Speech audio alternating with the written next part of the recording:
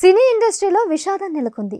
తెలుగులో బాలకృష్ణ, వెంకటేష్, నాగార్జున వంటి హీరోలకు విలన్గా నటించిన మోహన్ రాజ్ మరణించారు.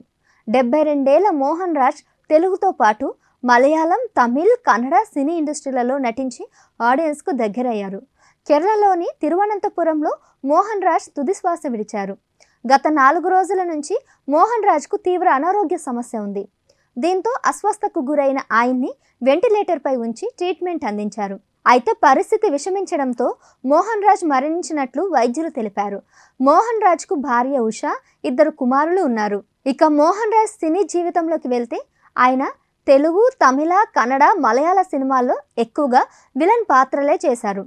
టాలీవుడ్ ఇండస్ట్రీలో lorry driver, Shivayya, assembly rowdy, Samarasimha Reddy, Chennakesava Reddy లాంటి మూవీస్లో పవర్ఫుల్ విలన్ క్యారెక్టర్స్ చేసి ప్రేక్షకులను మెప్పించారు. దాదాపు 300కు పైగా సినిమాల్లో మోహన్ రాజ్ నటించారు.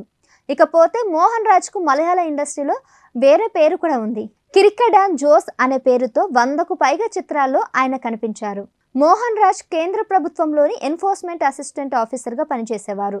అలా పనిచేస్తూనే సినిమాలపై ఇష్టంతో ఆయన సినీ ఇండస్ట్రీలోకి ఎంట్రీ ఇచ్చారు. శిభమలయల్ అనే మూవీలో విలన్గా చేయడం ఆయన కెరియర్లో టర్నింగ్ పాయింట్ అని చెప్పాలి. ఆ మూవీ తర్వాత వరుస సినిమా అవకాశాలు వచ్చాయి. అలా తెలుగులోకి కూడా ఎంట్రీ ఇచ్చాడు మోహన్ రాజ్. ఇక మలయాళ సూపర్ స్టార్ మోహన్ లాల్ నటించిన కిరీడం మూవీలో కూడా మోహన్ రాజ్ విలన్గా కనిపించారు. ఆ మూవీ కూడా మోహన్ రాజ్కు మంచి పేరు తీసుకువచ్చింది. దాదాపు 3 దశాబ్దాల పాటు మోహన్ రాజ్ సినీ రంగంలో అనేక పాత్రల్లో కనిపించారు. కానీ ఎక్కువగా ఆయనకు విలన్ పాత్రలే పేరు తెచ్చిపెట్టాయి. ఇక తెలుగులో మోహన్ రాజ్ నటించిన ఆఖరి సినిమా శివశంకర్. మోహన్ బాబు హీరోగా వచ్చిన ఈ మూవీలో విలన్గా కనిపించారు మోహన్ రాజ్.